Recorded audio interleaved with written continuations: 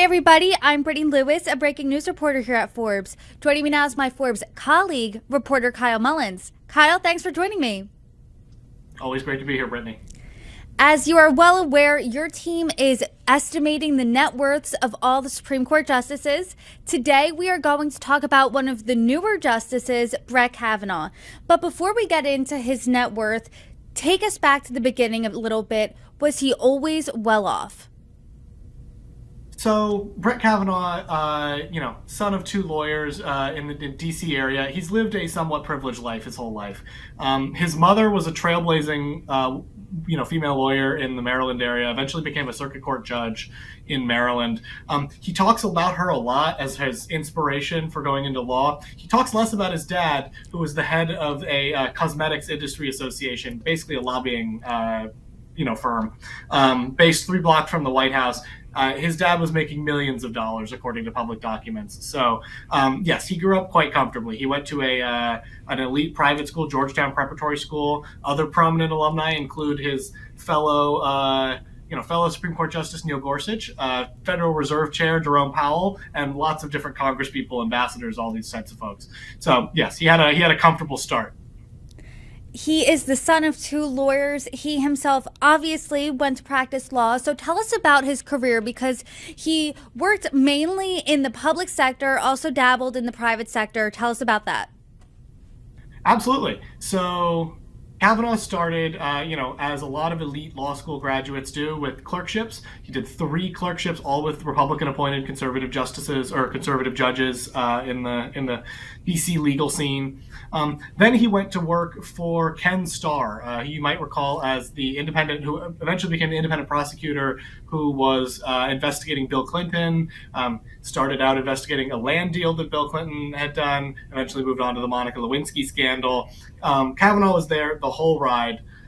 After that, he did dabble in private practice a little bit in the late 90s, kept going back and forth between private practice and helping out Starr's investigation. And then he was involved in the litigation surrounding the 2000 Bush v. Gore recount situation in Florida, as all, I think, prominent conservative lawyers were at that point on the Bush side, and prominent liberal lawyers were on the Gore side. And then he joined the Bush administration shortly afterwards. When Bush ended up winning that case, he rewarded Kavanaugh, it seems, with a position in the White House. So he worked as a public sector lawyer basically his entire life. He argued in front of the Supreme Court in the 90s. Then he was nominated to the Supreme Court in 2018 when then President Trump nominated him. And as we all remember, this was just 6 years ago now, almost. And there was a lot of turmoil around this nomination process. Can you walk us through that? Absolutely, yeah. So he got his appointment as a judge in 2005, 2006, when after, I think on his 3rd try, George W. Bush finally managed to get his nomination through, became a judge.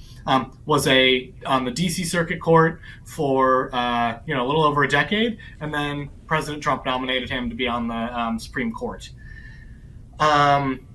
What happened then, it looked like it was going to be a pretty smooth process, just like his colleague on the Supreme Court, Neil Gorsuch, who had been nominated the year before. But it all kind of went awry because a California professor went public with allegations that Kavanaugh had raped her in high school. And this started a political firestorm that I think compares to little else in recent history, especially when it comes to the Supreme Court.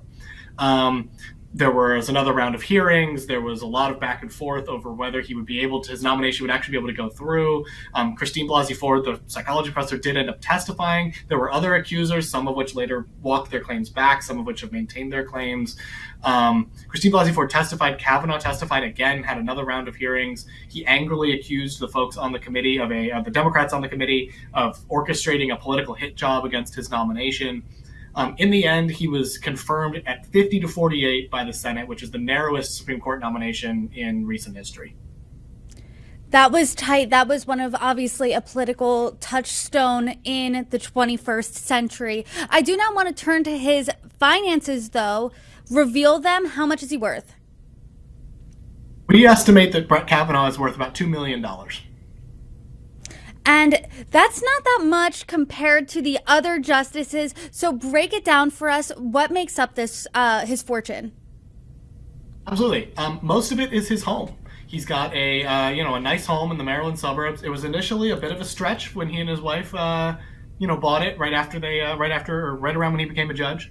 But and the rest is his retirement account. He's got a little bit of cash, and he's got a thrift savings plan, kind of the government's equivalent of a 401k. So he's been saving for retirement. He's been putting money in there. $2 million is not a lot for lawyer in his late 50s at the top of his career. It's going to be on the lower end of all of the justices when we get the full picture. He's one of the top legal minds in the country, but when $2 million isn't a lot, as you noted, but there is a future windfall that could be, on the horizon here. You note that in your piece. What's that look like? Absolutely, yeah. So all of the Supreme Court justices get very generous pension plans. Basically, the year they retire, they get their full salary for the rest of their life. It's a very, very generous, government pension plan, the most generous of any position in the court, and that's true or any position in the government, and that's true for Supreme Court justices and for federal judges in general. Kavanaugh will get that when he turns 65 in, I think, 7 years, if I'm remembering my math correctly. When he turns 65, he'll get that pension. It's going to overnight double his net worth.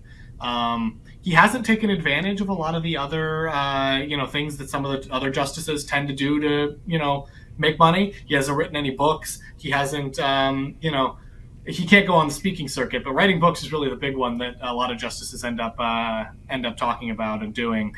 And he hasn't done any of that. So he's comfortably, sitting at about $2 million. Again, I'd love to be worth $2 million, but he's got a major windfall in terms of his net worth and his future.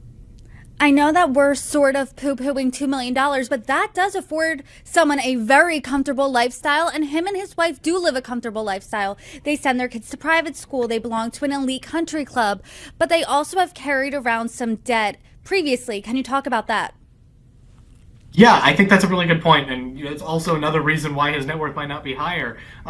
He hasn't done a ton of saving other than that 401k I mentioned. He hasn't put a ton of his money into a brokerage account or something like a lot of the other justices have and bought up a bunch of mutual funds.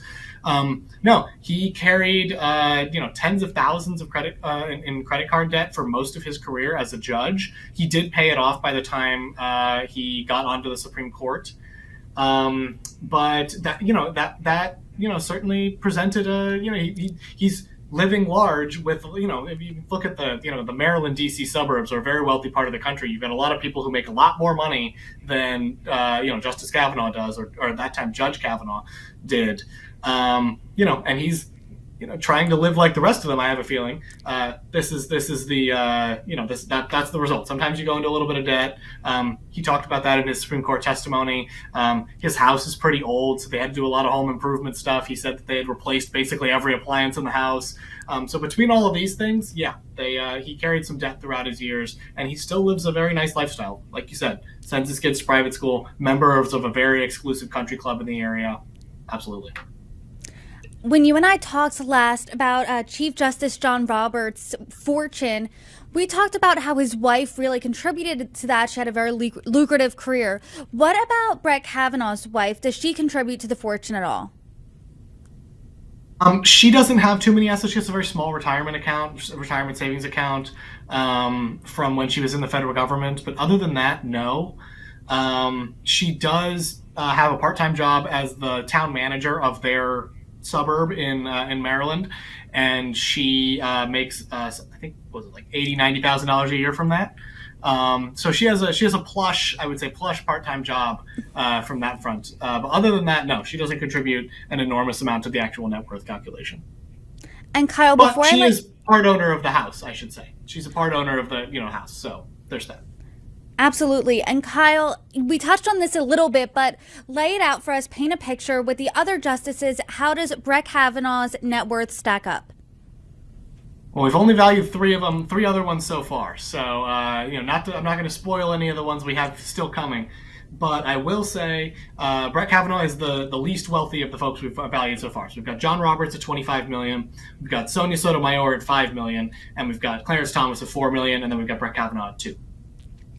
Kyle Mullins, I appreciate your reporting. Thanks for joining me. Thank you, Brittany. Always glad to be here.